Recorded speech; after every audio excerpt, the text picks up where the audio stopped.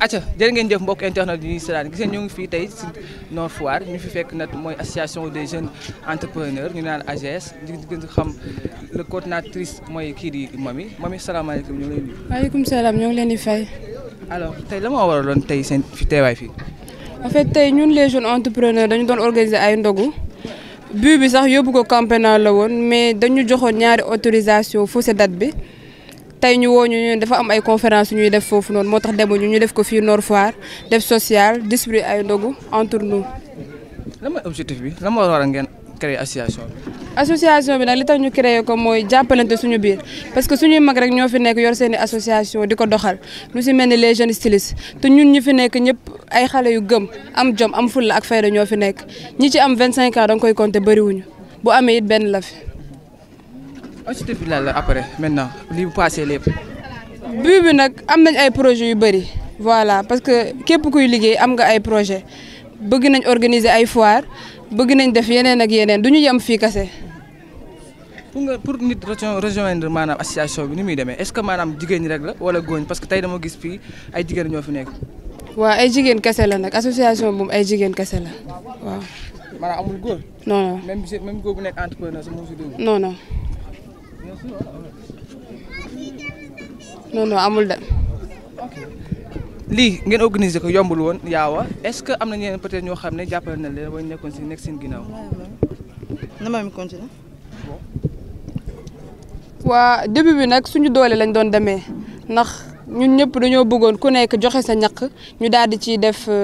social joxe ko mais bi ñu demee ba ci digg bi am nañ ay pare yoo xam ne fekk si nañu si lu si mel ni ministre de la jeunesse ak Doudou Ka ñoom jàppale nañu si bu baax ndax Doudou Ka jox nañu ay denrées alimentaires jox ñu xaalis bu bëri nañu dem leen defi social. ministre de la jeunesse aussi recevoir nañu waxtaan ak ñun tegal nañu aussi ay projet pour après événement bii nii voilà. combien de projet. waaw loolu nag bu génnee di ngeen ko xam incha allah.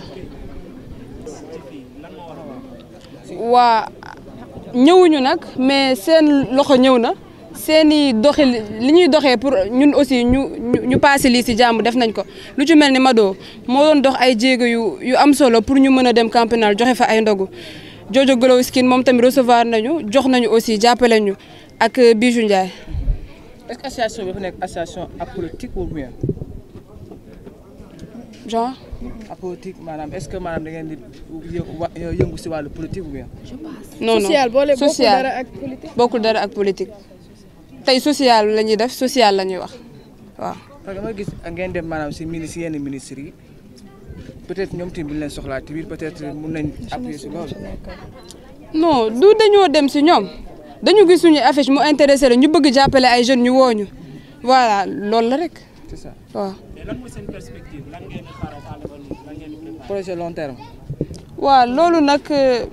xamaguñu dinañ waxtaan suñu biir waaw am nañ ay projet daal bu génnee rek incha allah yéen ñëpp di ngeen ko yëg. pour yéen xale jigéen yoo xam ne ñoo tamit entrepreneur lañ bëgg maanaam bokk si groupe bi nu ñu def pour rejoindre. waaw ku bëgg adhérer rek mën nga ñu woo ci numéro yi nekk si affiche yi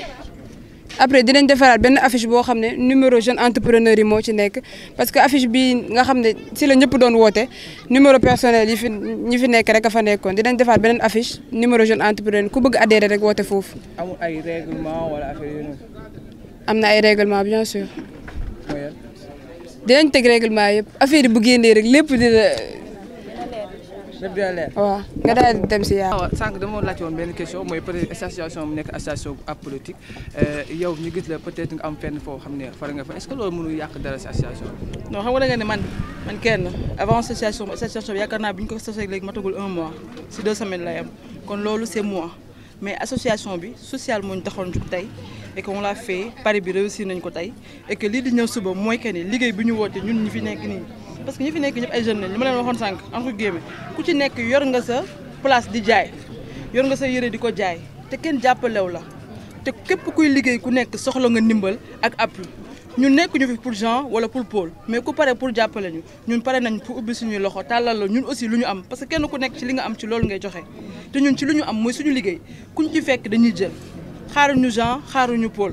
ñun ñi ñëpp ku ci nekk da nga yor ay place di fay ay jeunes ñu lay liggéeyal tout à l'heure damaa dégg benn question ngeen posé ma ko ci cadre PDG ku mu neex nga tuddee sa bopp PDG parce que dañoo créer suñu propre emploi créer suñu propre turu entreprise di jël ay jeunes di leen liggéeyloo di jël ay xale di leen fay ku ci ne da nga koy fay weer bu dee livreur bi ngay jël mu lay livreur kenn ku ci nekk ci ñun am nga lu ëpp 5 livreurs te ñooñu seen gagne-pain ci ñun la nekk kon ñun ñu ngi créer emploi ku mu neex nga taxaw woowee sa bopp PDG parce que créer nga dara loo xamante ne bi 10 personnes ñu ngi ci jariñu kon loolu rek lenn la appui la boo xamante ne bi ñun ñu ngi koy may suñu bopp léegi ñun nag ku ñu xool ci loolu ba li ñu ne nga xeeb ko ñun xeebaluñ ko suñu bopp parce que ay jigéen lañ comme ni ñu ko waxee fi ay xale ndaw ñoo fi nekk am ñoo xam ne rax nañ ñu am nañ ay jëkkër mais ku ci nekk da nga gëm sa bopp taxawal sa liggéey nekk ci loolu noonu te ci li ñu nekk gisuñu nit buñ ciy baare wala nit buñ ciy faxastal parce que nag duñu ay ragal quoi ragal du placer entreprise am ubbi boutique di ko fay par weer di fay employé def impôt export di fay douane et tout ça kon ñun ñu ngi contribuer ci réew mi parce que fii sa place bi nga teg da ngay fay mairie bi da nga koy fay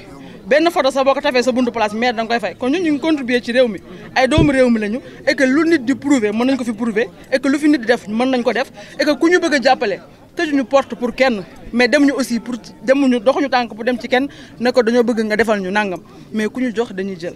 que ça soit clair ànduñu ak Jean ànduñu ak Paul mais ku ñëw pour ànd ak ñun dañuy ànd ak yow si kaw nga jëriñu dara loolu rek la.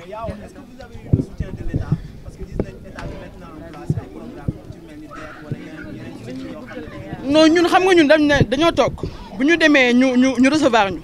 tey jii ñu si bari dañoo yaakaar ne yenn ministères yi c'est pas accessible bu ñu demee le ministre nous a proposé ay affaires yoo xam ne ñun xamuñu woon ne existé na ci dëkk bi parce que yenn fonds de travail pour ñun amuñu ci accès et nous a expliqué clairement que ni lii ak lii fii lay dem ñun aussi dañoo laajte parce que ñun xamuñu dañoo laaj ministère bi ndax gis ngeen seen bopp ñun gisuñu suñu bopp parce que xamuñu woon ne mi ngi dox et que bi mu ñu expliqué ñun tamit comprendre nañu et que bénéficier ñu ci aussi mais bu ñu sañoon comme tous les Sénégalais ñu am ci suñu wàll ndax fi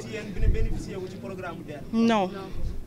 ñun dama ne la ci li ñu bénéficié mooy li ñu liggéey dajalee ko ubbee ko ay place ñu jënd ci ay machine ñu jënd ci ay nangam ak nangam pour mën a am suñu appui bopp pour liggéeyal suñu bopp te liggéey boobu noonu tey li ñu def fii ci ndogu ñun ñoo ko cotiser suñu bopp ñun ñuy taxaw fii ñëpp t-shirt yi ku ci nekk da ngaa jël sa xaalis jënd sa t-shirt pour nga sol ko xam nga kon ñun kenn jàppale ñu ci li ñu jàppale dama ne ñun bañuñu kenn ku ñu jàppale ku ñëw pour jàppale ñu